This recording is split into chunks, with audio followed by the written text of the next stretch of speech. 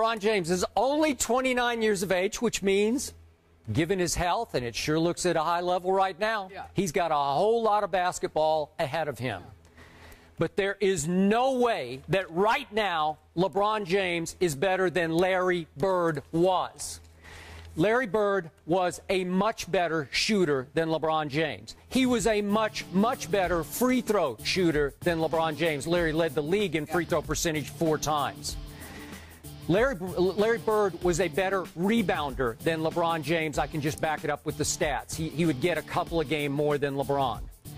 Larry Bird was as good a passer as LeBron, and you know how high a regard I have for LeBron's point guard skills, but Larry Bird could play point forward with anybody at any level in any era. And even though I'm going to give you that LeBron is a better all-around defender, certainly a perimeter defender, than Larry Bird, Larry Bird was very underrated as a defensive disruptor, as a stealer of the basketball, averaged about 2 steals a game for his career, and wound up 31st all-time in NBA steals. And for a small forward, that is high. Not a guard, a small forward, 31st all-time in steals. And you do remember what happened Game 5 at the end of Game 5 against the Pistons in the '88 Eastern Conference Finals. Bird steals the ball. I don't need to get into that anymore.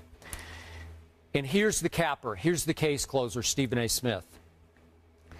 Larry Bird was right there with Michael Jordan and Magic Johnson in mental toughness and leadership, which gives him a huge intangibles advantage over LeBron James. And I hate to dredge this up, but for the sake of this argument, I must. There is no way that Larry Bird would have ever suffered the meltdown that LeBron did in the 2011 NBA Finals against the Dallas Mavericks. And there is no way that Larry Bird would have ever come apart down the stretch in Game 6 of last year's NBA Finals the way LeBron did before Ray Allen got him off the hook and saved his legacy with that corner 3 at the end of regulation in Game 6. Please don't get me started on that. So all of that said, right here, right now, Larry Bird remains the greatest small forward ever, period, end of story. Skip Bayless, I will give you this. I am not going to call ESPN and demand that you get drug tested. I'm not going to do that to you because I'm afraid I'm going to have to do that to you. Anytime, listen, if you mention Larry Bird, he's in the discussion.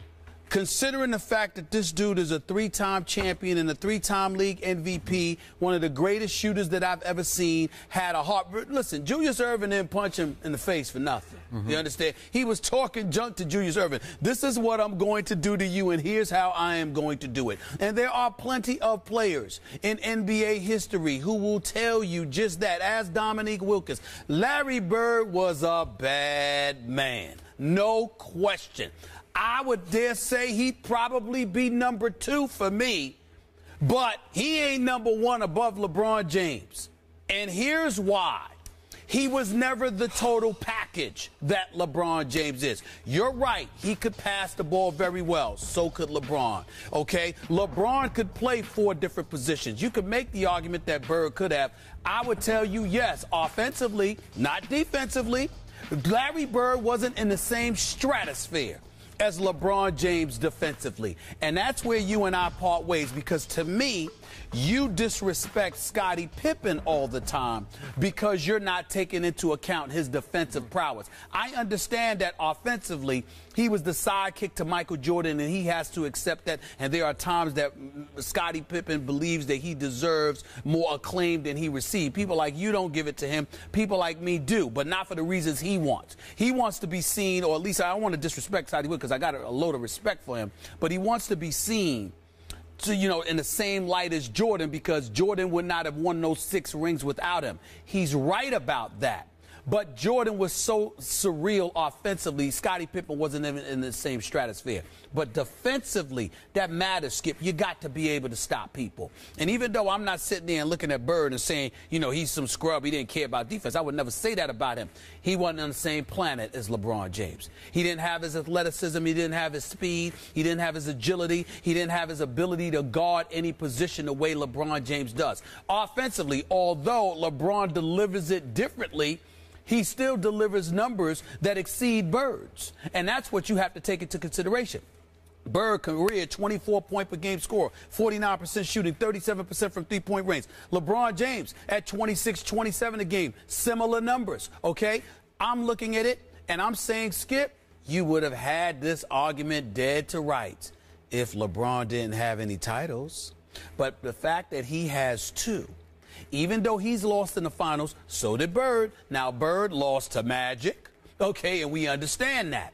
But the point is, Bird has lost in an NBA Finals. LeBron has lost in the NBA Finals. Bird has 3 rings. LeBron has 2, possibly 3. Bird has 3 league MVPs. LeBron has 4. So we have to look at this skill set. And I'm telling you, if you want me to get, if you need a shooter, I'm going with Bird. If you need somebody that's clutch money, I'm going with Bird because I know that Bird's a better shooter. Just like Kobe's a better shooter than LeBron, okay? But I'm talking about, when you talk about the total game, all facets taken into consideration, Mark Jackson is absolutely, positively correct. LeBron James is the greatest small forward of all time.